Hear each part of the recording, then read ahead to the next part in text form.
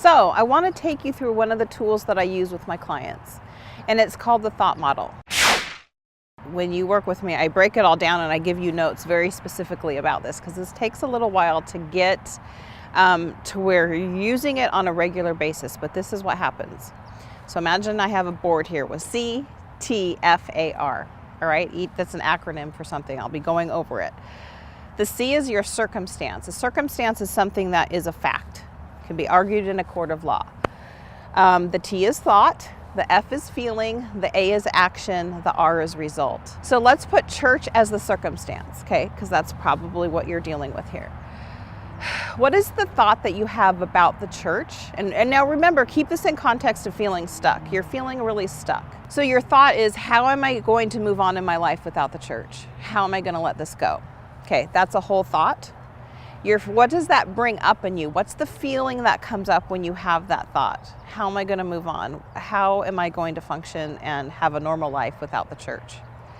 Now, when you're thinking that thought, it kind of starts to loop around. So you have that feeling and you feel frustrated, or you feel sad, or you feel anger.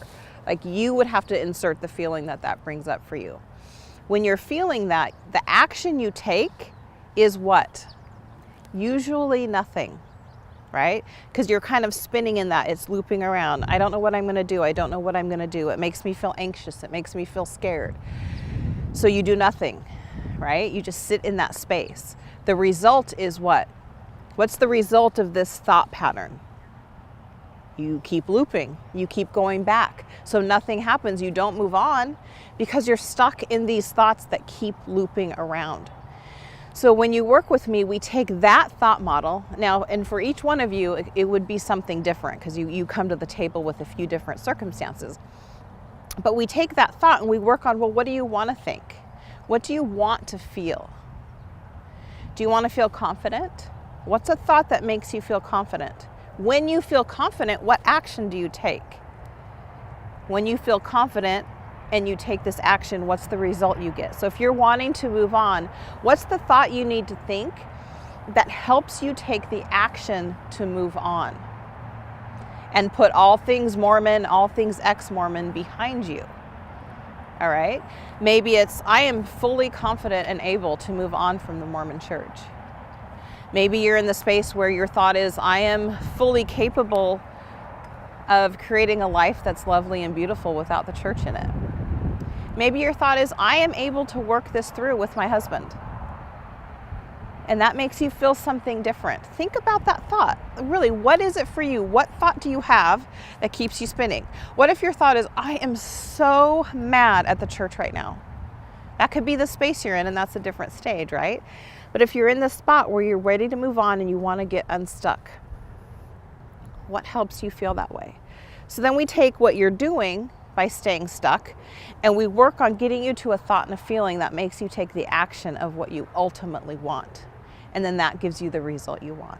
Everything you do in life, everything, starts as a thought, it creates a feeling, and it creates an outcome for you. So I don't know if that sounds simple or complex to you, but when we really get in and we're working together on this, and I break it down even more, because obviously we have a lot more time, it really can shift your life. If it's all about getting unstuck, what do you need to think to feel better so that you can take the action of moving on? So that's just one tool. And obviously those are the cliff notes. Like that's barely it's barely breaking it down. Your thoughts are so powerful, and our thoughts keep us stuck. So just as powerful as are the thoughts that are keeping you stuck, you can create the thoughts to get you unstuck. So my job is to mirror back to you what's going on in this beautiful brain of yours. There's nothing wrong with you because you're stuck. Nothing. It's just where you are. But there are ways to get unstuck. And often that looks like creating new thoughts, which create the feeling you want, which create making a decision, and then you move forward. And then you work on it again and again and again as you're applying it to all these stages of your faith crisis, I should say. Or your faith transitioning. Everyone always tells me after I say faith crisis, I don't call it that. I know, but when you're starting, that's what it feels like.